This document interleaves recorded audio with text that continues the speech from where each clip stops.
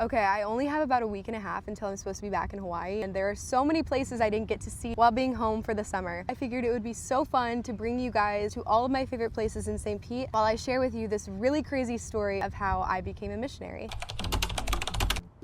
Our first destination is the beautiful waterfront in downtown St. Pete. Right here, we've got the sailboats. It's perfect. Where the story starts is back when I was in high school. I was following this girl on Instagram who recently graduated. She loved Jesus, posts about it all the time, and she had just done YWAM DTS. She was the only person in my life that I knew that did anything with YWAM. One day, she posted about this event that was happening in Orlando called The Send.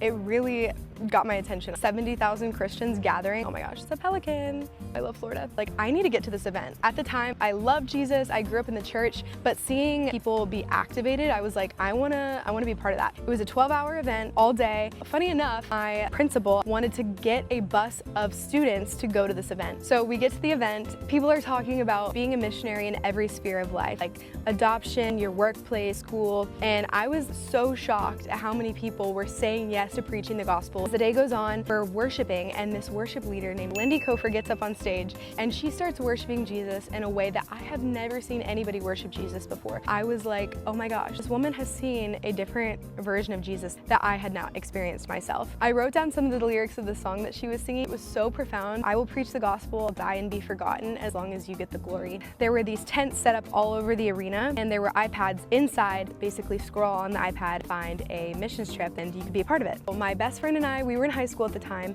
but we kept scrolling until we found Infusion Teen Camp YWAM Kona. We immediately were like, a camp in Hawaii, we have to go. So I get home that night and I look up the lyrics to this song. I'm like, oh my gosh, Missionary Anthem by YWAM Kona. I was like, this is the craziest confirmation I've ever gotten. Hindsight, YWAM is a small community, so it's not a surprise that they would be playing YWAM music at a YWAM event, but I just know that that was the Lord confirming to go. You'll have to find out why in the next part, but that is how God used a person, a song, and a stadium to bring me to where I am today.